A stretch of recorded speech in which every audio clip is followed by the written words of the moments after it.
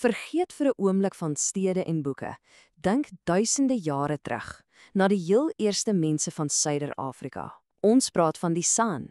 Hulle het niks neergeskryf nie, maar hulle storie is oral om ons, soos echos in die landskap.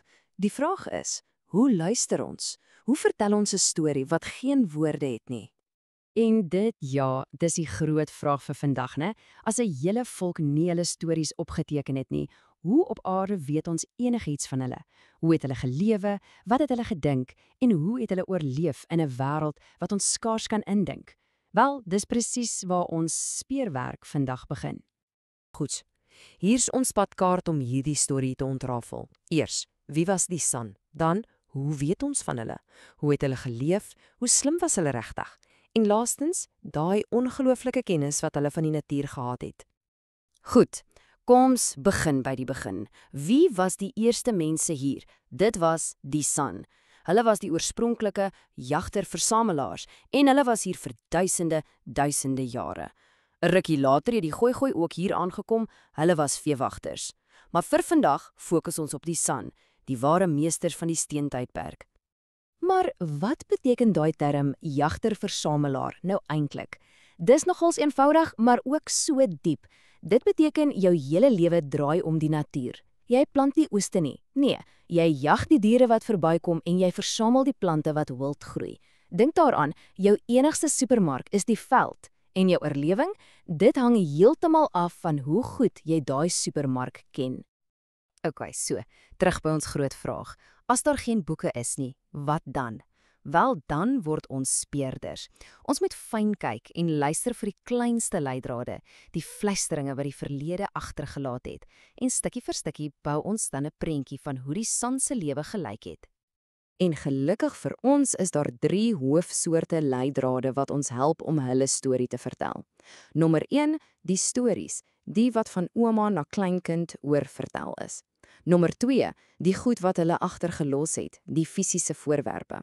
En nommer 3, en dis regtig iets besonders, hulle ongelooflike rotskuns. Elkeen van hierdie dinge is soos 'n venster wat oopmaak na 'n verlore wêreld.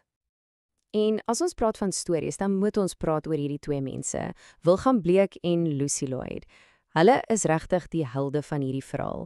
Hoekom? Want hulle het in die laat 1800s besef, hierdie mondelinge tradisies is besig om heeltemal te verdwyn. So, hulle het gaan sit en duisende bladsye se stories en mites en geskiedenis van die Gamsa neergeskryf. Sonder hulle sou 'n hele biblioteek se kennis net weg gewees het, vir altyd. Ons volgende groep speurders is die argeoloë. Dis nou die mense wat letterlik in die grond grawe vir antwoorde. En jy sal verbaas wees wat hulle kry. Elke klein stukkie gebreekte pot, elke kraletjie, selfs 'n ou stukkie been. Dit alles is 'n leidraad. Saam help dit hulle om 'n legkaart te bou van die San se daaglikse lewe, van wat hulle geëet het, tot wat hulle dalk geglo het oor wat na die dood gebeur. En dan die rotskuns. Dis soveel meer as net mooi prentjies teen 'n krans. Dis 'n venster reguit in 'n siel in. Baie mense glo die sjamaan, die geestelike leier, het hierdie kunswerke gemaak.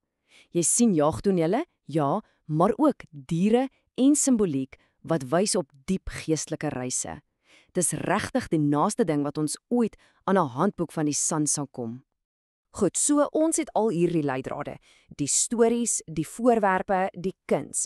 Wat vertel dit ons van hulle daaglikse lewe? Wel, die een groot ding wat uitstaan, is dat hulle nie teen die natuur geveg het nie, glad nie. Hulle het saam met die natuur beweeg, amper soos in 'n fyn ingestelde dans, wat elke seisoen verander het.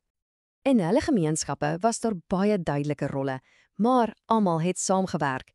Die mans was gewoonlik die jagters en hulle was ongelooflik vaardig met 'n boog en pyl.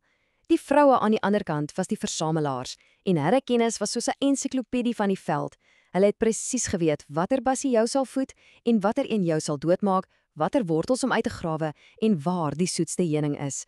Albei het die rolle was absoluut noodsaaklik. Die een kon nie sonder die ander oorleef nie. Dit alles beteken ook hulle kon nie net op een plek bly nie. Hulle was nomadies, altyd aan die beweeg. En hoekom? Want die kos en water was ook aan die beweeg. Hulle het die diere se migrasies gevolg, hulle het presies geweet wanneer watter veldkos in watter area ryp sou wees. Die idee van grondbesit het nie bestaan nie. Hulle het nie op die land geleef nie, hulle het saam met die land geleef. Nou, dis maklik om die woord steentydperk te hoor en te dink aan iets wel primitief, maar maak geen fout nie, dit is heeltemal verkeerd. Hulle oplossings vir alledaagse probleme was ongelooflik slim. Kom ons kyk bietjie na die vindingrykheid wat dit gekos het om te floreer met niks meer as klip, hout en been nie. Stel jouself gou hier die vraag voor. Hoe stoor jy water in die woestyn as daar nie iets soos plastiek bestaan nie? Dink daaroor. Jy's in 'n droë, warm landskap. Daar's geen kraan nie, geen bottels nie. Wat maak jy? Hoe sorg jy dat jou gesin water het vir daai droë dae wat jy weet voorlê? Wel, die San se oplossing was absoluut geniaal. Die volstruiseier. Dit was hulle prehistoriese waterbottel. Hulle het versigtig 'n klein gaatjie gemaak, die eier met water gevul en dit dan onder die grond begrawe om die water koel te hou. En die beste deel? Niks is gemors nie. As 'n eierdop gebreek het, het dit pragtige krale en juweliersware geword. En daai selfde soort slimheid het hulle gebruik vir klere. Hoe? Stap 1. Gebruik 'n vlijmskerp klip om dierevelle te sny. Stap 2. Gebruik 'n naald, fyn uitgekerf uit been, om die velle aan mekaar te werk. En daar het jy dit. Warm, sterk klere. Dit is so eenvoudig, maar is ook ongelooflik effektief. Hulle was selfs meester-argitekte op hulle eie manier, want hulle skuilings het perfek by die seisoen gepas. In die warm somer, dan was 'n ligte struktuur van gras en takke of selfs net die koelte van 'n boom heeltemal genoeg. Maar wanneer die winter kom, dan het hulle die beskerming van diep grotte gaan soek. Slim, né? En nou, vir die laaste deel, kom ons by iets wat vir my regtig fascinerend is. Hulle kennis van medisyne. Onthou, daar was geen apteke nie, geen dokters soos ons alle ken nie. Die veld, dit was hulle medisynekas. En hierdie was nie sommer net 'n paar kruie vir 'n hoofpyn nie, glad nie. Hulle kennis was ongelooflik diep.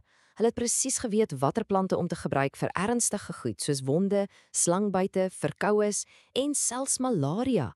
Kan jy jou dit indink? Dis 'n biblioteek van kennis wat oor honderde, miskien duisende geslagte opgebou en vervolmaak is. Kom ons kyk gou na net 2 voorbeelde.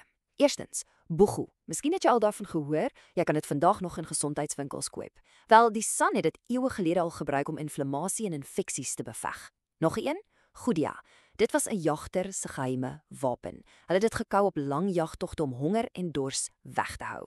'n Perfekte voorbeeld van hoe hulle die natuur nie net gebruik het om te oorleef nie, maar om te floreer. So, dit bring ons by die einde en ek wil jou met hierdie vraag los. As ons kyk na die storie van die San, na hulle diep respek vir die natuur, hulle ongelooflike vermoë om aan te pas en hoe hulle kon floreer met so min, dan moet 'n mens wonder, in ons moderne wêreld met al ons tegnologie, watter van hierdie eeueoue wysheid het ons dalk iewers langs die pad vergeet? En, nog belangriker, wat kan ons vandag nog by hulle leer?